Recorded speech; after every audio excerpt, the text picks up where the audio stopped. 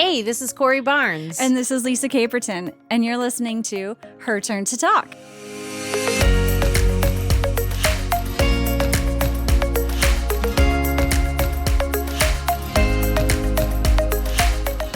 Good morning, Corey. Good morning, Lisa. How are you? I'm well. Happy Saturday. Happy Saturday. Beautiful Saturday to be alive. It is. It's a wonderful day in the Glasses are dirty, neighborhood. as they always are. Your glasses? Yeah. Always dirty. You should see my kids. They're disgusting. I don't even know how they can see out of their glasses. Oh, sometimes. your kids' glasses. I'm Yeah. like, I'm imagining Pigpen. My kids are Your disgusting. children. You should see my kids. They're dirty, too. They would be if they could be. We make them take showers. Yeah. I wouldn't. I was going to say I wouldn't mind being dirty all the time. No, I love taking a shower. Oh, taking showers are lovely. It is lovely. So, you and I were talking about social media stuff yesterday. Yeah. And so I know we're talking about, because on this podcast, we have a Facebook group, Her Turn to Talk Facebook group. Yeah. We have Instagram, we have Twitter, and we're talking about, posting on these things. And I know that you don't like to get onto social media. Mm-hmm. Can you tell me why? I'm on there, but it's Yeah. weird. So I have a past of being having a social media addiction. I think that that's not uncommon for people. Mm-hmm. And it's like it's a problem. It's been a problem. Is it It's just not a problem at the moment. getting sucked into looking at everything, or is it just that you find yourself looking at certain people and then it makes you feel a certain way? Oh gosh, Are there's a lot of aspects to it. Yeah. Yeah, I can get sucked into the rabbit hole of looking at things and then looking at more things, more people, comparing my insides with other people's outsides, which Yeah. we know that doesn't work very well. I know, because it's all the highlight reels. Sure. Right? And there's this bizarre gratification, but at the same time beating self up, the sneakiness about it. But then it's also like, oh, this is my friend, because it's it's bizarre. Right. It's very bizarre. Because you want to keep up with your friends, Yeah. but then you don't want to be sucked into, Yeah. And I have a Making- history yeah. of doing weird things. like what? Like just doing weird things. Like, stalking people, right? I don't like Yeah. that. Yeah. I don't Yeah. like I'm talking I was telling Travis last night, like, have you ever been a creeper? It's one thing to creep around and look at people's photos, Yeah. and like once to creep on someone's, albums. Right. Just kind of check. but yeah. to I think that's normal. Yeah. to continue to look at someone else's profile over and over again for perhaps years. Yeah. That's Is it weird. just because- and you're not friends with them, you And don't you're know just them. comparing yourself. Oh, you don't even know them. Not anymore. Oh. Yeah. I don't do that anymore. It was a problem, right? Yeah. I had it's embarrassing too, and I'm sure I'm not the only one. I know you're not the only I'm one. a normal woman, Right, here I am with right. the, and it was this own little twisted thing of, oh, this happened in high school Yeah. and something stuck, where one of those crystallizing moments in time that this girl was stamped in my brain that if I wasn't more like her, then I wouldn't be good enough. And so I throughout the years, man, I Well, was isn't doing that crazy? And things. now we have this technology that we can do that. Yeah. Otherwise, you would probably never even be thinking about that. And that's woman. what I think to myself. If this didn't exist, how would I be living my life? And Right. then when I start thinking about that, or when I do block, And so you've blocked it now. when I You've block blocked Facebook, yourself. when I stop Instagram, I all didn't of a even sudden, know you could block yourself from getting onto it. Yeah, Because you just show me your phone Yep. and you try to pull up Facebook and it says Yeah, off limits. I have a How do great you do app. that? My app called the app is called Mobile Security Trend Micro, and it's real easy, and it can block as many websites as you want on any browser that you have on your desktop or your phone, and it's difficult to get back in there and undo those settings. Yeah. So it's helpful. Yeah. Yeah. It's extremely helpful because then I don't go there. And, I like Facebook for Facebook Market. I love that, right? Yeah. But I was discussing with you yesterday that when I get on there, these feelings, it's a lot of the feelings stuff is what I get wrapped up into it too. And it's been a place, where there was several years ago where I was obsessively posting things, and my friends too will even say this day, Corey, you were on there all, and I was Yeah. just, I go on there now, and it's like, dear diary, look at me and my great evening that I had, and I'm like, I really don't even know this person, and I don't want to know. Right. Like, and I used to do that. Look at me, or and there was, it just, it doesn't feel good. And, I don't want to be there, like it was such a cool thing to discuss that with you, because I hadn't really peeled back the onion layers when it comes to Well, that. I know when we had talked about, us posting on our, Her Turn to Talk stuff. And then I thought about it and I was like, I don't need you to post on there if that's unhealthy for you, because you're my friend and I care about you. And I don't ever want you to do anything. And I don't think it's that important. No, and I appreciate because that. I can get on there and I don't get sucked into that. You know what I mean? And so it's not a problem for me to go on there and I can communicate with people that way. Yeah. And if you ever needed to or something, Yeah. we could talk about that down the road. But I appreciate, and I am sure our listeners out there who can relate appreciate. Yeah. Because it is something that is real and it's not necessarily always talked about. And people may think like, oh, well, what do you mean? Like, just like anything else, just don't do that. Well, it's not that simple sometimes. Yep. And the truth is, like, again, I would think to myself, what would it be like? There was a time that Facebook didn't exist. What would it be like to live without it?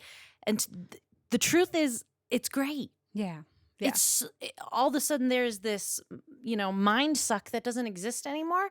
Yeah. And you know what? I'm not missing out on a goddamn thing. Yeah, I do. And I think this is I'm normal. doing I think more. all of us, I think all of us get sucked into this time suck. I have deleted like the main app from my front of my phone. So I do have to go to like extra step to get on there. Because I would find that I was just using it for any time I felt bored. And go to the bathroom. Oh, I got to go pee. So let me look at Facebook because I don't know. All of a sudden, I forgot how to just sit there. I used and go it pee. when I'm on vacations. Look, I'm on vacation. I'm taking these pictures, and then I'm losing myself. Travis and I realized I didn't take one single photo when we were up here in Idledale last weekend. It was so beautiful, and it was so. We actually didn't have our phones at all for that 24-hour. And I thought, whoa, and I can remember those beautiful mountains outside that beautiful sunroom and the warmth, that came in the morning, and I wasn't taking pictures of it. And yes, I like to look back, but I found, and I used to, and you know what? I did it the other day. I'll dump my photos on Instagram because if I want to go back and grab some photos, but then I delete my Instagram. Yeah. It's a dumping ground for my photos. Yeah. I do use it as a dumping ground. But I started printing that. I started printing them again. Oh, really? Printing photos and having them in your hand. And if I really like a photo. I like to use it so my family that's not here can go and look. And everyone's got their own thing. It's my thing. I do go back. And it's like my memory book. And so I don't care if anybody else looks at it. Yeah. But I like to go back and look at And you don't have, like you said, you don't have that. Yeah. I think my biggest time thing is I get on there sometimes and it's the fucking videos. I'll waste an hour and a half of my day watching people ice cakes. There is just something mesmerizing about people watching people ice a cake and you can go on decorate YouTube a cookie for that, right? You can go on YouTube. But it's the same thing, right? Or I could turn on the cooking show. Maybe. Yeah, I don't know. No, it's not. I can go on YouTube, but it's hypnotizing. That swirl. Do I like to go on YouTube? I guess decorating. Yeah. That is a good, actually, is it the same? YouTube, I can listen to things on YouTube. It is difficult to watch the videos, actually, now that I think of it. It's like anything. We get stuck on watching Netflix. It's anything. I can watch Netflix all day long. But I think the difference is like, there's a very different thing from sitting there getting stuck watching people ice a cake. Because that's not making me, I'm not comparing myself to that cake. And I'm not it's not making me feel bad about myself. Today that I'm sucks. Not as pretty. Oh, I'm a victim. Yeah, I'm not as pretty as the cake, so I feel bad about myself. It's a little different in that way. It's not real life. Yeah. Look at my beautiful baby. Oh, you didn't see the baby throw up on you, and I didn't sleep for 2 weeks, and I fought with my husband. Oh, but look at the, but don't get me wrong, beautiful baby. Yeah. But I'm like, there's good and bad. There's good and bad, and I think that for you and anyone else out there, it's so brave and it's so wonderful that you have that self-awareness and that you can be like, no, this isn't healthy for me, so I need to not do it. Yeah. And that's the most important thing because we all just want each other to be healthy. I want you to be healthy and I want you to be happy. Well, thank you for being my friend. Yeah. Because that was really nice when you said that. I'm glad we talked about that. I really am. And yeah, I just think that you're not alone. And I know somebody else out there feels the same way. Yeah. yeah, absolutely. I know. I'm not alone. You're not alone. We're definitely not alone. Did you know that fewer than 18% of Wikipedia biographical pages are from women? Are Fewer for women or than 18% of Wikipedia biographical pages are about women. wow, that's a very low number. Isn't that crazy? Yeah. Right? We're not alone on this. So, here in Boulder, this chick, my badass woman of the week, Megan Moriarty, in April of 2018, And this is her Wikipedia from Wikipedia? no. I'm sorry. This is from, I don't know where this is from. I'll let you know later. Okay. I'm reading from the museum of Boulder.org. Okay.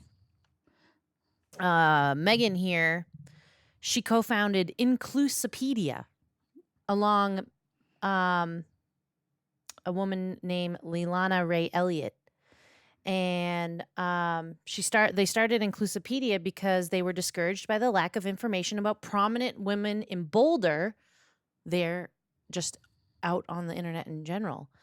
So it's become a movement to include more female voices in history by learning how to add Wikipedia pages for Boulder women specifically in open source, Wikipedia. So these women have been adding these Wikipedia pages of women like my badass woman of a couple of weeks ago, Mary Rippon, the very first professor. Right. Again, on Wikipedia, it was Megan and Leilania. What do I call her name? Yeah, Leilana. La, who added her page to Wikipedia. And they're adding more. There is like so many women that they're adding. I'm sure this isn't just strictly a Boulder problem. I'm sure this is happening everywhere. You'd assume, right? But Right. Boulder's the one. This is the first place I've ever heard of it, right? So they're adding it here to. They're starting to add a bunch of links onto museumofboulder.org. And, they were concerned about Boulder's collective history, and it is. There's so many women's. It says Inclusipedia's first edition was a page for Lucille Berkeley Buchanan Jones, the first African-American woman to graduate from CU Boulder. And then Ciclana Rowe Rex, who issued the country's first same-sex marriage license, now has a bio too. Mary Rippon, my girl, right? CU Boulder's first female professor. And perhaps the first woman to teach at the state university is now a quick Google search away on Wikipedia because of Megan Moriarty. And that information is from colorado.edu. That's awesome. Again, women empowering and uplifting other women. And get this, the main obstacle to adding entries is Wikipedia's vetting process. So it requires detailed citations of secondary sources, such as newspaper articles and books, as well as proof of notability. I didn't know this. This doesn't always exist in ready form. Of course not, right? Especially with these late, these ladies from way back, or any form at all. For people whose historical significance has been unappreciated until now, we can create a more inclusive history that celebrates diverse types of accomplishments, Moriarty said, and we can expose more people to the diverse resources and accomplishments from folks in Boulder County. Again, colorado.edu. That's awesome. Pretty cool. And you can go to museumofboulder.org /Inclusipedia to get more information. And you can see all of the pages that have been added to date. There's so many. Well, that's awesome for them to take that time and recognize these other women. Yeah. I think that's really awesome. Right here in Boulder County. So, yeah. And you know what? Our listeners can help recognize us. They can. They can. They can rate, Tell us review, and subscribe. Please. Please. We're so fancy. Who are we going to talk to today? We're going to talk to Megan Ross. Dun, dun, dun, dun. She's a good friend of ours. She is a postdoctoral fellow at the Institute for Behavioral Genetics at the University of Colorado in Boulder. She has a degree in child and adolescent psychology. I'm super excited because we're going to get to talk to her about all things from marijuana research, which is marijuana. Marijuana. We're going to be talking about the cannabis. Marijuana. The green research. Yep, green research. Grass. Pot. All the many Marijuana. Okay, sorry. The Mary Jane studies. I don't touch that. Don't touch it. Nope. And so we're going to talk to her about that. And we also get to talk to her about working with children and psychology. And I'm super excited because I'm fascinated by psychopaths. So we're going to get into that a little bit. And we found out that you and I are not a psychopath. We're not. Travis is not either. Yep. Neither is Danny. My kid asked me, I was talking about this. He said, "Do you think I'm one?" I said, "No, I don't think so." But I guess, you know what? I'm learning psychopaths are very sneaky and they know how to fake things. So they could be walking amongst us and we may not know. But let's get with it. We're going to talk to Megan. It's going to be awesome.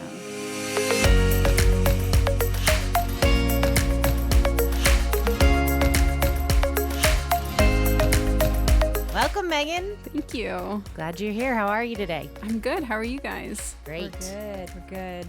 We're super excited to talk to you. I already got to talk to you a little bit about some stuff that we're going to talk to today about at a tea party. Yes. And it was super was fun. And I didn't realize how fascinating you were. Thank you. But you really are. And you are a postdoctoral fellow, right? Yes. In Boulder. Yes. And what does that mean? So I got my doctorate. I finished all of my training there. And then right before you like apply for a job as a professor, you normally have a couple years where you're a postdoc. And the postdoc year is awesome.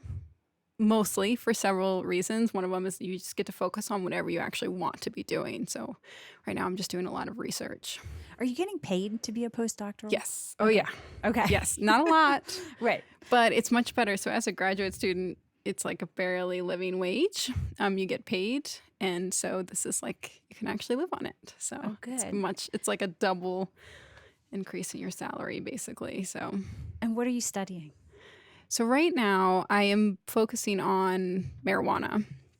And looking at just like outcomes associated with them. One of the reasons I wanted to come to Colorado is because marijuana is legal here and there's a lot of people using it. So a great population to study.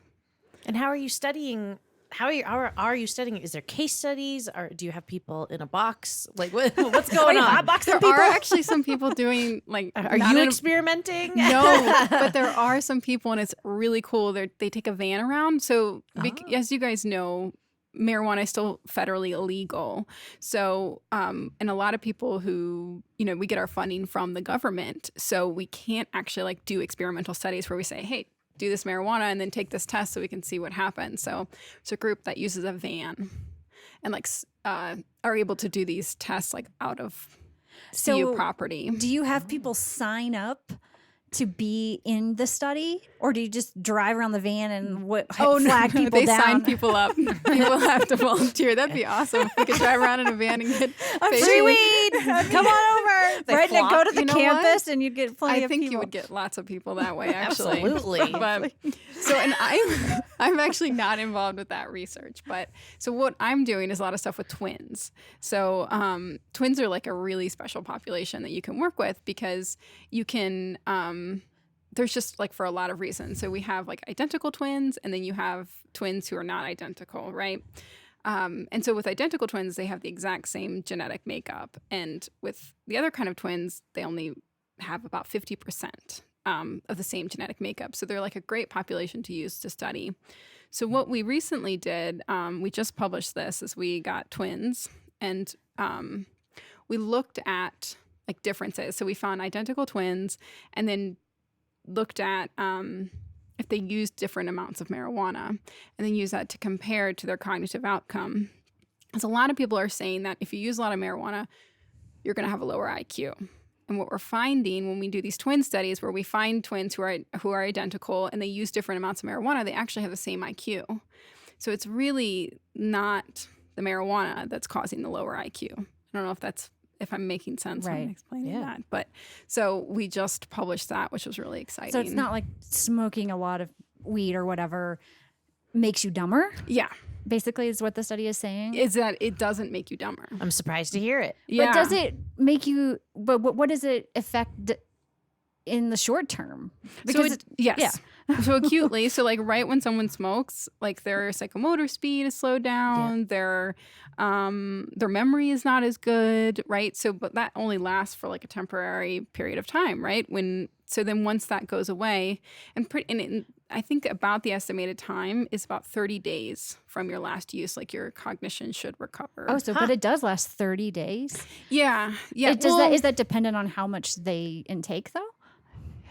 We don't know. That's a thing. That's another part of this is that like we need to do more refined studies where we're figuring out how much and then, if you're smoking a lot or using really high concentrate, so like 80% THC marijuana, maybe it will take longer than 30 days to recover, but we don't actually know that yet. And are you guys, or I know you're not the one in the van, but are they having people smoke it or are they having people eat it?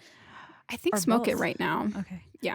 But like those are all things we would like to There's test. so many different variables, right? And how do you guys get around, because it is not federally legal, is that, I mean, So for are you me- able to study that? Yeah. So for me, it's a little bit different because there's ways around it, right? So, but what I'm doing is we're looking at data that's already been collected and we're just asking people like, how often do you use? Right. So we can ask questions about illegal things. We actually are protected by the NIH, so the National Institute of Health, which is part of the government. And we have like a confidentiality. So if people tell us something, we don't have to tell anybody. We can keep it confidential. And that way we can find out about illegal things. Right. I forgot what I was talking about that. So we were, what did you ask me? Oh, how do we get around the legal aspect? So that's one way. Another way is like when we've tried to look at it, and I just submitted a grant to hopefully do this, is where we'll pay people to stop using, because that's easy to do, right? And no one's going to like tell you that's illegal. So we'll like pay someone, weekly or every day, like just like however long we want to study them to see if their cognition recovers. But we can't actually give people marijuana right now. So the people in the van are not giving people marijuana? So I'll tell you what they're doing. It's the way they're going about it is really interesting. So they're definitely not giving people marijuana. So what they're doing is, and the reason they have the van is so they're off the campus property or they're off government property. So so my impression is that they will tell people to go into this shop, this dispensary. They give them the money and they suggest that they try this, but they don't tell them that they have to try it. I think it's something like that, where it's like a suggestion. Right. And so people can go in, they can actually buy whatever they want and come out and still be in the study, but they'll try to get them to do. Interesting. And they're comparing, I think, different concentrates. Right. I mean, I feel like this should be something that should be studied because more and more people are using it now. Yes. Right. Well, I mean, I don't know. I don't know if that's true. Well, but if it's anymore, but now it's legal. And so it's definitely more more available. Kind of legal, I guess. It is. You don't have It to is. go It's legal, behind right? You're not going to get arrested in Colorado for Right. using marijuana. Yeah. I think that it is really important right now, and I think getting around the federal restrictions is really difficult. There's not a lot we can do except for just try, right? But so what they've actually, and one of the reasons it's so important right now is because of these changes in legalization is we don't actually know what kind of effect that has on people yet. The use isn't increasing across youth. That's interesting. It's really great. do That's you great know that? news. So they've been studying it and like comparing across states and then comparing like prior to legalization and after, like what are the rates of adolescent use. So we're not seeing increases. Adults we are though, so which is actually better, I think, because the youth is what we're more worried about. Yeah. But so if somebody asked me in high school, are you smoking pot? I'd be like, hell no. But I was smoking every day. So where is this coming from? Are people saying that now they're in their 20s, they're taking a survey and saying, oh yeah, I did. Because now, here I am, I'm talking about it, right? Right. But when you were a teenager, you were really scared. Most people Yeah, are. my mom and dad had no clue. Oh, of course. Yeah. You know? Me too. I think everybody, most people Yeah. have Because tried I'm it. surprised to hear this. Yeah. That it has not increased. But I'm like, so how are they studying that when, teenagers, youth aren't necessarily going to be honest? Right. Do we know? So yes, there are ways around that. So we've found that like if you answer on a computer and you're not actually talking to somebody, youth are more likely to be honest. We also like would give them this, like, if you tell us you're smoking pot, we're like, we're not going to tell your parents. We're not going to tell the police. Like, you're not going to get in trouble. And we'll sit down and actually tell them that. Because I've worked with a lot of teens when I was at in Miami. That's what I did. And we would make it very clear, like, whatever you tell us, we're not going to tell. Unless they tell us they're going to hurt themselves or somebody else or something of that nature. What they tell us was confidential. So most of them seemed to be pretty honest, because we would get like we would drug test them as well. And very rare would we find like discrepancies there. But we did a few times. So Thank you. it's not crazy. Yeah. And I know that you said that, you know, a lot of people think that it's safe to smoke when you're pregnant. And you said, like, we don't know. There's so many unknown factors, right? Exactly. And that's like very worrisome to me. Like, even though I don't, you know, I think of marijuana in some ways being very safe, and in other ways that we don't really know. And so we need to be really careful. And one thing that we're finding, and there's been some research on this, is that people will go to dispensaries or shops and are told, women are told to smoke during pregnancy by the people there. And it's just yeah.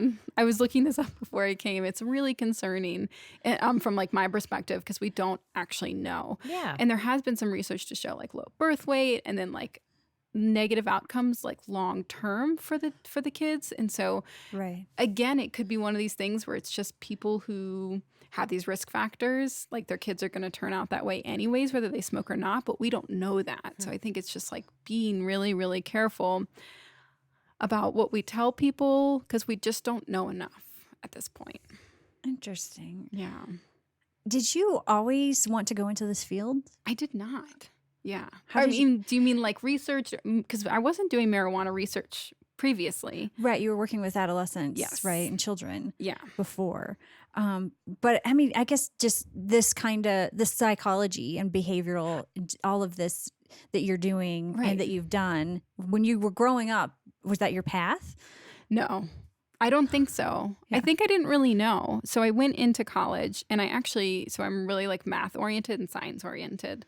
And not that psychology isn't science, but I took a couple of psychology courses and was like, this is like just fascinating. I also really like helping people.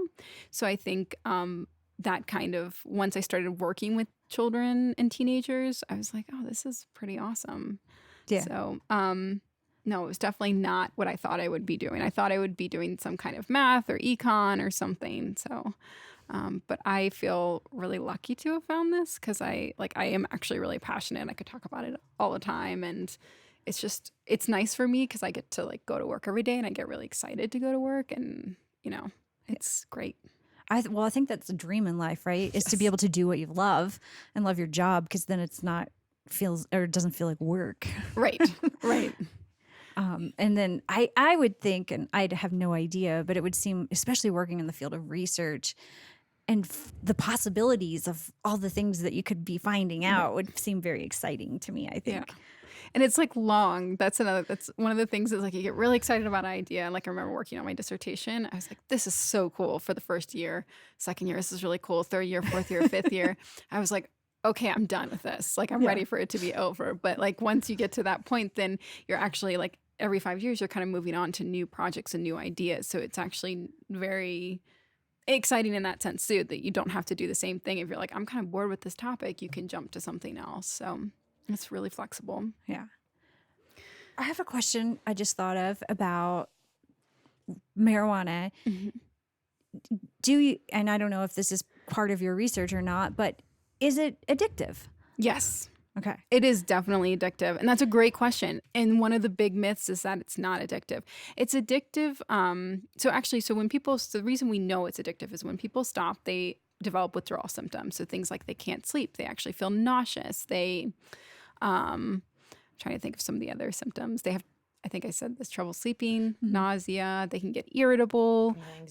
Anxiety, exactly. Yeah, feeling depressed. So there's actually these symptoms that happen when people stop using. And sometimes it can be...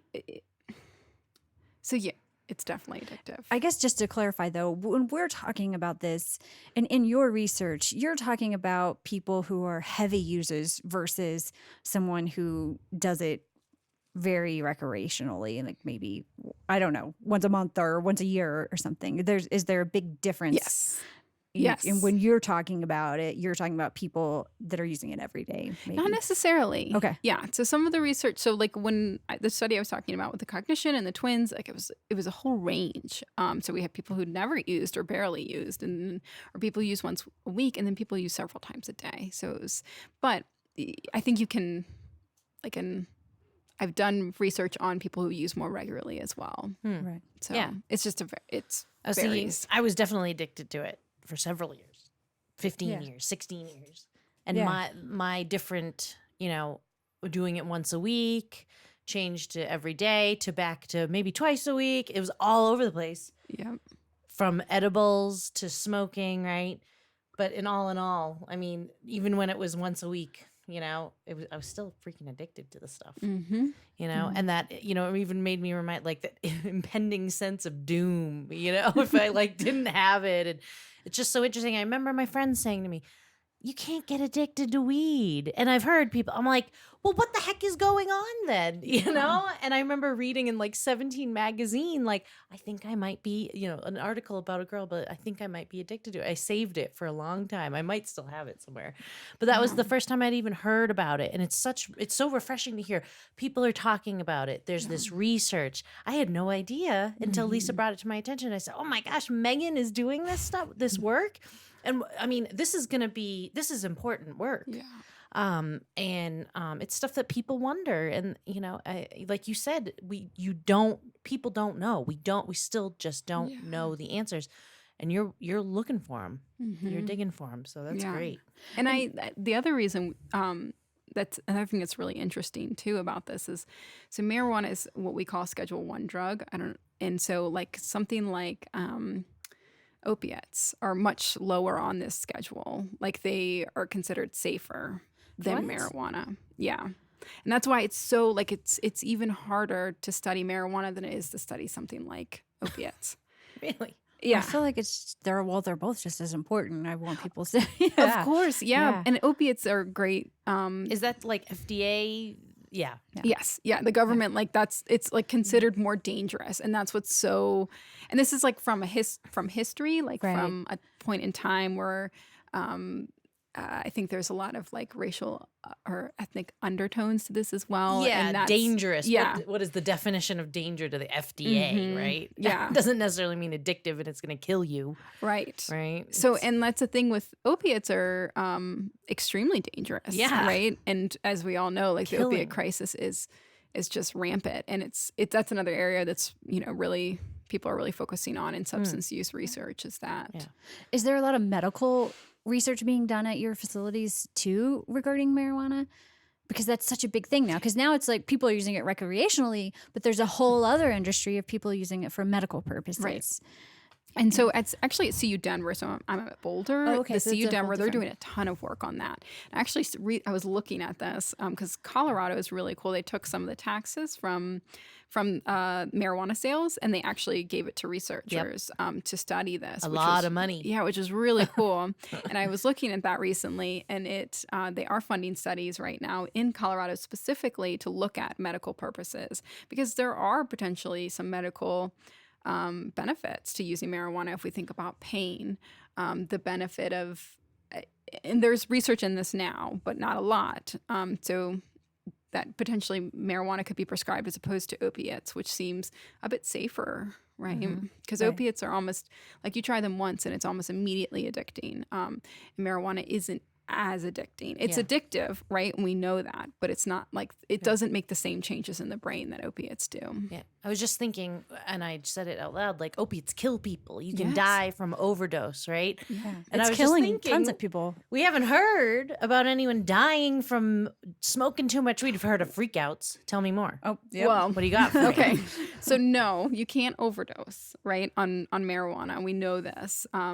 But like you said, a freak out. So we have people who will have really bad anxiety or they'll start to hallucinate and they literally start to have psychosis is what we would call it. And that's really scary for people. Right? And it's real. It happened to me the first time I smoked. So real. Yes. I went, it was incredible. And it's scary. And It I was think extremely scary. teens don't know about that. I didn't even know about this until I actually got into the research that actually happens to some people. Yeah. And so that's something to just be aware if you're like an anxious person or if you have somebody with schizophrenia in your family, then you should be really careful Crazy. because it could potentially, go to that scary Yeah. side. I remember Psychosis it would state. happen every time I would try, even though it was horrible. I would try to smoke because I wanted to be cool, right?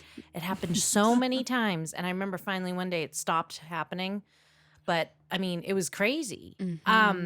But then we hear these people eating way too many edibles, right? And Yeah, we've jumping heard off. all- yeah. God. It's But- really scary. But marijuana, is there studies that marijuana is the gateway drug?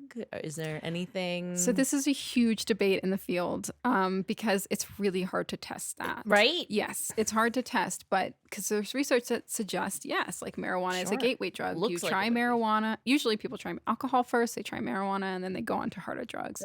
But there are also studies that are, I can't cite anyone study right away, but I've read a bunch of studies and it's just like a huge debate. We don't actually know. So unfortunately, that's Yeah. something we don't have an answer to. Yeah. We can only talk about our own experiences. Right. Right. Right, but that's the typical pattern. Yeah. It is. right? Yeah. Yeah. Oh, it's so interesting. It is. It is. And that there was another thing I was going to say too about the medical bit, if you don't mind. Yeah. Please. So I saw some studies where they're actually testing in autism. I don't know why that concerns me, but it just feels very I don't know. So they are testing it on all sorts, pretty much any disorder. They're thinking it could be this cure-all, and I'm not convinced it's a cure-all for everything, Right. but I definitely think it has its medical benefits. So Yeah. I That's fall in line interesting. with you on that Yeah. personally. Yeah. I've been skeptical. I think it's So safe I to like be that, to hear- skeptical. Yes. Yes. But I also have to check my biases too when I get into that skeptical. Well, that's really neat. I know. I'm super excited to talk to you about your past work. Yes. Because this is what really fascinates me. We're both true crime lovers. Yes. I love true crime. I love true crime. I am obsessed with psychopaths. They are endlessly fascinating to me. And you have studied them, but in adolescence? Is that so correct? actually in childhood. So most of my work, I was kind of the lead author on it. I focused more on adolescence, but I was also involved in several projects where we were looking at psychopathy in childhood, and we actually call it as callous and unemotional traits. And even now, I believe there's a new term because we want to make sure that if we're going to label children with something like that or give them a name, that it doesn't come with a bias. Yeah, and it's hard with this Right. kind of thing. So we call it limited prosocial behavior. And these kids are, when kids get that diagnosis, it's not necessarily always going to turn into them being a psychopath or being a serial killer or doing something like that. And just to be clear, not all psychopaths are serial killer, because I think that's Exactly. where most people's brains Yes. go. Because if you say somebody's a psychopath, then their next question is, oh, then they must be a serial killer or a killer. But that's not true. Right. We have people on Wall Street walking around being psychopaths, right? Lots of Well- people on Wall Street are psychopaths. Yes. Yeah. And that actually can help make people very Yes, their successful. asset, right? Yeah, and that's how they've been successful. There was an interesting study done where these people actually sent out surveys to lawyers, and they said they wanted to learn about psychopaths, and they said fill out this rating scale about a psychopath that or somebody, and they thought that they would fill them out about the people they were defending, the criminals, and they actually were more likely to fill it out about their colleagues. So it's more likely that they're just psychopaths, or you're working with them, they're in your life. Yeah, I Right. kind of feel bad. The name, I'm like, oh, why are we calling Right. people psychopaths? Well, I know I you have had sympathy for them. referenced this New York Times article that I did go back and read about. Were you part of this study? It was a study done on children where they sent them to a camp. Yes. And were you actually there and Yes. part of this study? So we'll Yes. put the link to this article on our website. This isn't Allison, but I just am super fascinated about it because in this article it describes you basically had these children who at the time they were called callous and unemotional Yes. children. Mhm. and they're all together to be studied. They were living there, correct? No. Or they were just there for daytime camp. Okay. Yeah, and it was actually a treatment. Okay. Yeah. Okay. And it's so interesting to see in this article the behavior of these children. And in particular, there was like one little girl who was able to manipulate all the other children. And I think that's the interesting thing about psychopaths for me that I find is that it's not necessarily that they're all thinking of, I want to hurt somebody all the time. Really, it's just about them. They just want what they want.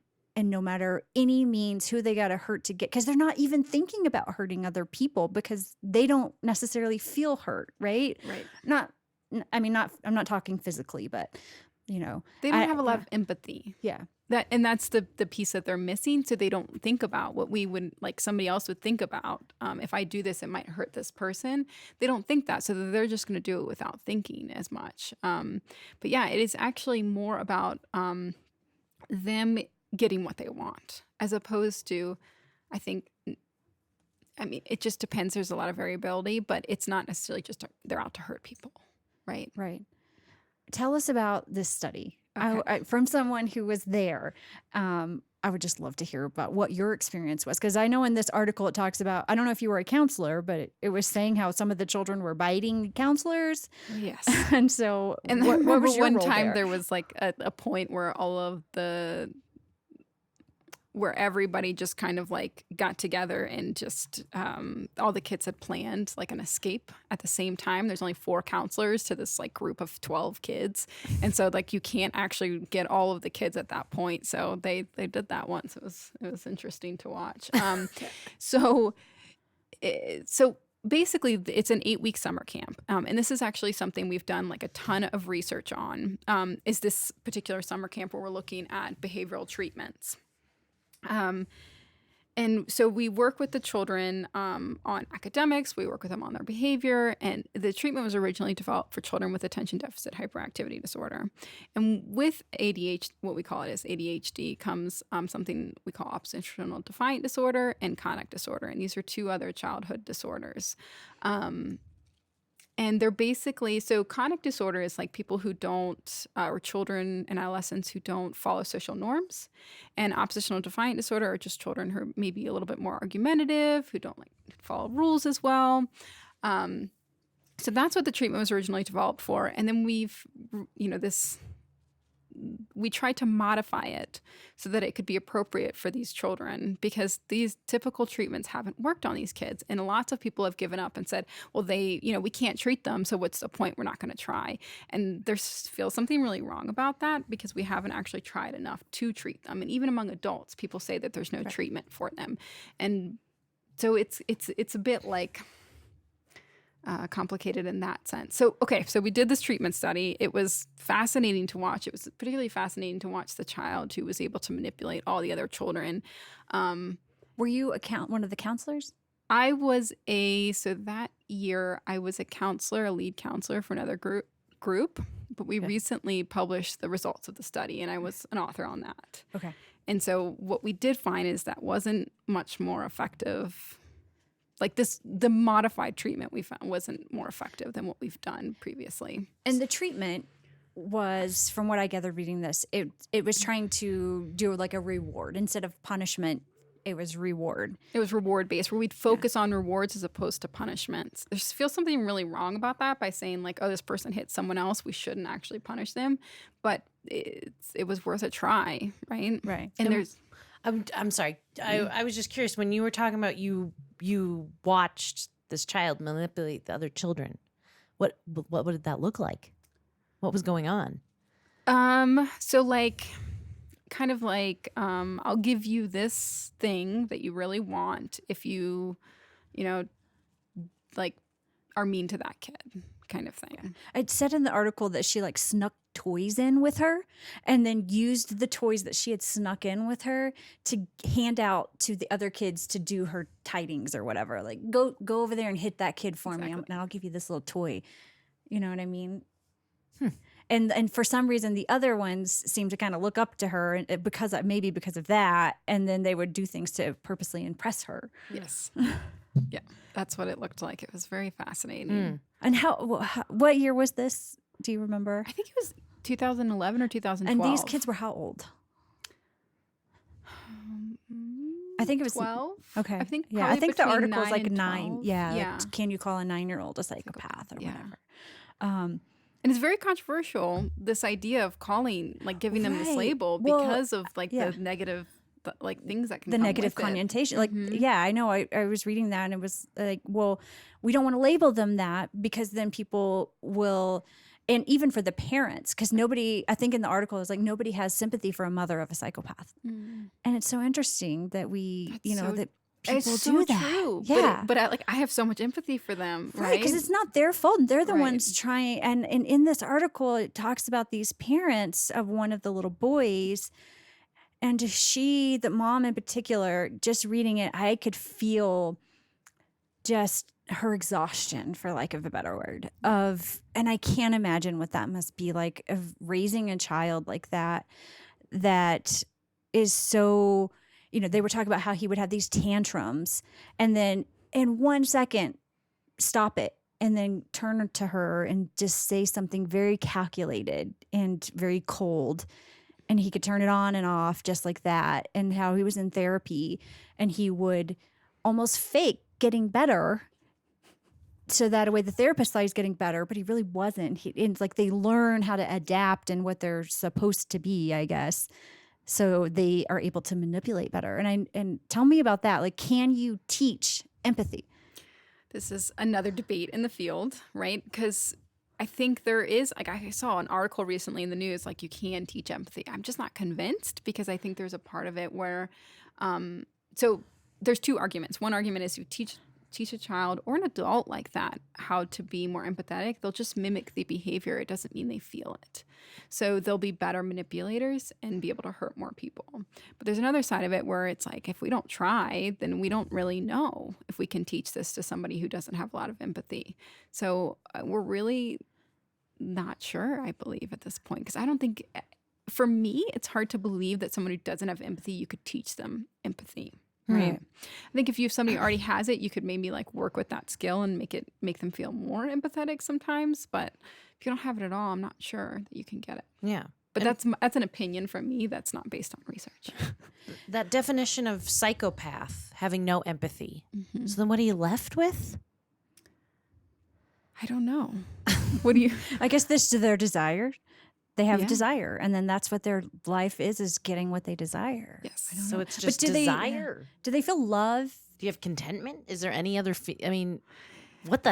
Contentment is a direct. Oh, so do they feel other emotions? Yes, Basically, I'm sorry. Yes. Yeah, exactly. Yes, they do. And there's also this belief that people with psychopathy don't have anxiety, and they've actually shown that they can have anxiety. So And can they make friends? Oh, yes. Autistic. Like my someone in my family has Asperger's, right? Mm-hmm. Difficult making friends and connections. So, is that something that's lacking, or? Well, they can make friends. It's just like I think they end up. The other person will realize that finally that they don't necessarily care about them. And then the relationship may dissolve then. But lots of times, if someone is a true psychopath, that they'll develop friendships so that they can get what they want, not necessarily because they value that friendship. And they do have other emotions. They do. Anger. They can turn them on and off. And they have predatory behavior. Is that correct? Do all psychopaths have this predatory No. behavior? Well, no. Okay. No, I don't think so. Like, it's hard to say because, but like, if you think of someone who's like a CEO of a company or like a surgeon or something who's really successful, like they'll just kind of work in probably like hurt their coworkers or hurt people around them, or, not really care because they want to get to the top or be the best. And so I don't know if that would be considered predatory behavior, but that's kind of what it would look like, I would think, among someone who, what we call successful psychopaths, or people who successfully, like, they're living their lives, they're not in jail, they're, they're productive members of society. And I know, like I read that, once, the psychopaths that do end up going to jail, they are highly more likely to just keep ending up there. And I'm just wonder what determines this path, and is it just like anybody else? Is it nurture that sends them to that path, versus sending them to just, go be super successful on Wall Street. There's, again, a lot of debate in this. So severe abuse, like physical, emotional, or sexual abuse, can result in behavior that looks like psychopathy or people acting in that way. So in some ways, I think there is a nature component to it, but it looks a little bit different. So I think of two categories of psychopaths. There's Ted Bundy. So Right. that's the cold and calculated psychopath. And then we have someone like Charlie Sheen, who's much more impulsive, who uses a lot of drugs, and so could be considered a psychopath. So the ones who experience a lot of abuse look more like the Charlie Sheen. If that is making sense. And I may be simplifying this too much. It's probably much more complicated than this.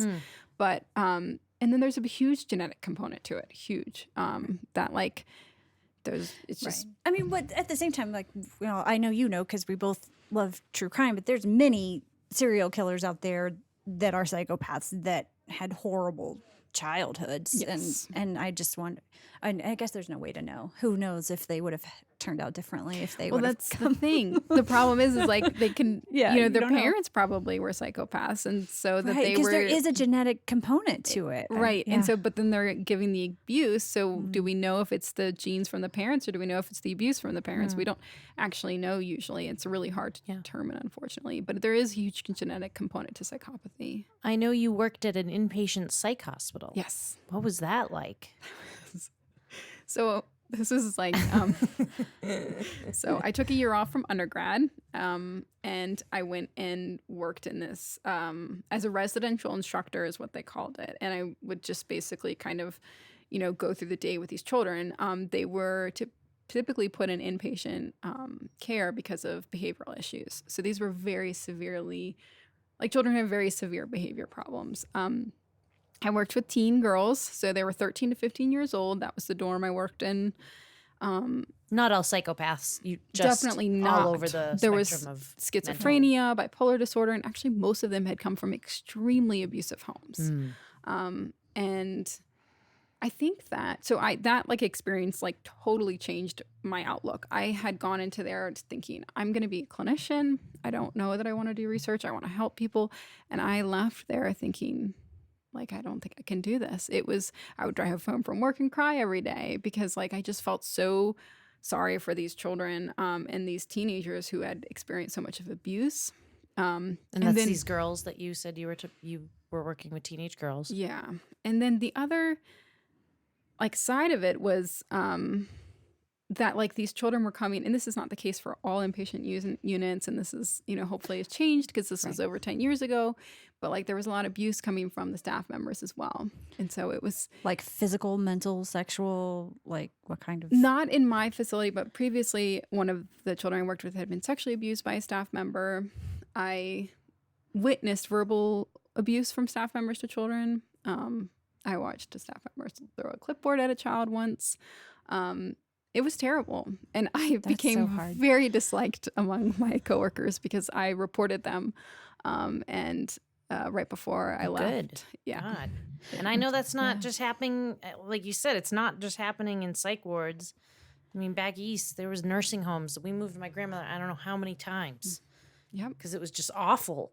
It is. It's the same thing in nursing homes and these facilities where people are especially vulnerable. Yeah. I'm not sure why it is. Right. Yeah. Well, I wonder if it's these people going to work in these places that already have this type of personality that are looking for maybe vulnerable people to treat badly, or are they just normal people that are completely exhausted, burnt out, They don't know how to used up? process. I think it's both. Yeah. I think they're the predators, like you were saying, people who choose to work there because, that does happen, but it's rare. And I remember at the time there wasn't a lot of talk in between states with that. This person was fired for sexual abuse, and they wouldn't necessarily get that to another state, so they could go somewhere else and be hired. It's terrible. I hope that's better now, but I think a lot of it is burnout, and it's difficult. Working with children. So at that facility where I worked, children would hurt staff members to the point where I knew one staff member who had a really bad brain injury from having her head beat on the floor by a child. And she like, so when you would talk to her, she'd take 5 seconds to respond because like she had kind of slowed down. So if you see that, like there's trauma in that, and then on the other end of it, it's just like a stressful job. Like the kids can be kind of mean sometimes. And these It's a people are hard not job. necessarily getting paid big Great. bucks. No, they're definitely not. I know I had somewhat of a similar experience. I did some work through a school district. I'm not going to name where, a while back, and I went in and they put me in a special education room for the day, and it was one of the hardest experiences. I came home bawling, and I felt so bad for both the children and the staff because I got there and they were like, "Are you our person?" I'm like, "Yeah." And they're like, "Okay, here's this paper. Here's your schedule. This is what you're going to do." And they're like, "Have you ever worked with these kinds of children before, special needs children?" I was like, "No." And they're like, "Okay, well, ours are especially bad." And that was it. And what I realized spending that day there is I followed the schedule and I'm walking kids here and there, and I had no instruction really, nobody there with me. And I'm walking this kid and they're like, "Oh, he's a runner. So, don't let him escape." And the kid is telling me who's walking, "I'm going to leave. I'm going to leave." I'm like, "Oh my gosh, I don't know what to do. Don't leave. Just please keep walking with me." And another one is like, "Oh, don't watch that kid because he'll throw stuff in the toilet." And I was just like, it was scary. And I saw some abuse, and it was not these kids' fault. Like they had issues. But also I saw on those staff members' faces just complete exhaustion, complete burnout, understaffed, and not getting the help. They weren't able to help me. And it was a heartbreaking day for me. And I couldn't do it again. And I absolutely respect anyone who does any kind of work like that, because it takes a special person and a special heart, I think, to do that work that's so difficult. And because and those children they need love too, and even though they act out but they need somebody to love them. Yeah. And people who are able to do that and put their body and their mental health and all of that at risk to provide that, I think, are just miracle workers in my mind. I completely agree. It is not an easy job. And that's one reason I went into research, is because I was like, maybe this is not for me. Yeah. It's a lot. And I think over time I've developed some callous to it in like a healthy way, not in like I don't care about the kids, but like so that you don't bring it home with you, because it's really hard not to sometimes, especially with really traumatic stories. But these kids need love. Yeah.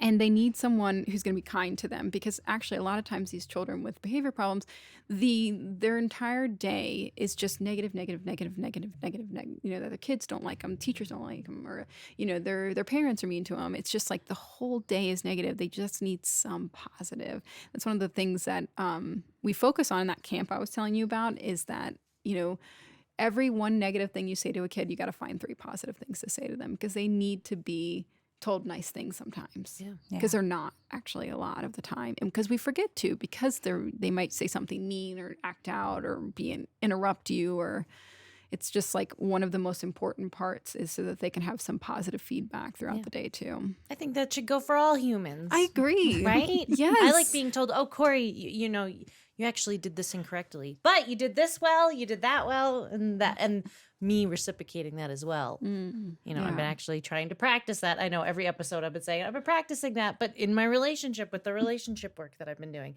we've been trying, when it comes to business talks and stuff like that, just in general. But yeah, why not? It doesn't hurt. It's important, I think, in anything you do, especially if you're like have a position of power, like your employees, it's just like giving them positive feedback, letting them know what they do right, because then you'll see an increase in that behavior. So from like that perspective, so it's a great tool. I think it's awesome. So about you, okay, what is it that you like to do? Like, what do you do to relax? We like to ask people a lot of times, like, what kind of self-care do you practice as a businesswoman, as a woman who's done all of these many things? And like you said, you've dealt with some pretty intense stuff. What do you do to take care of yourself? That's a really great question. And it's an important question. And I think one thing that to just like a little preface to that is like going through grad school, like you forget about self-care. You don't do those things, and it's so important to like being more productive at work is like if you're taking care of yourself at home. So what I do is I'm a big runner. I love running. I run pretty much every day. I like to hike. Being out in nature makes me really happy. I love gardening and reading, spending time with friends. Like that is just, those are all things that, like, from a personal perspective, but like a psychological perspective as well, we know that these things are really helpful. So like exercise, eating healthy, spending time with friends, having good social support are all really good for self-care. Awesome. And you like to travel a little bit too, right? Yes. Yeah. Sometimes. Yeah. Yes. My husband loves traveling. So he sometimes has to drag me, but we like to go on some trips sometimes too. Yeah. And that's helpful. Just getting away from everything and like literally disconnecting can really, I always feel really refreshed when I come back from those. Awesome. Well, thank you so much, Megan. You're welcome. I feel like I learned a lot, and I really could do like 4 more podcasts where we did nothing but talk about psychopaths. I know. So interesting. So Cool interesting. Yeah. And I think that's for me what, getting to know you, and it was like this instant connection of like, oh, you like true crime, and oh, you do this. I'm like, oh, you're my friend. true crime. But thank you so much for coming on You're welcome. here. Thank you for having Yeah, me. thank you such a so much. This pleasure. is fun. Yeah, it's been a lot of fun. Thank you.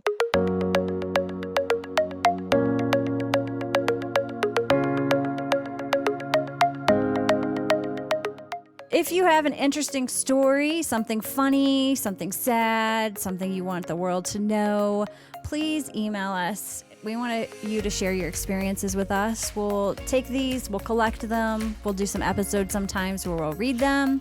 So if you want to be anonymous, please just let us know. We won't read your name. If you want your name read, then we will. But send us those stories, comments to info@herturntotalkpodcast.com.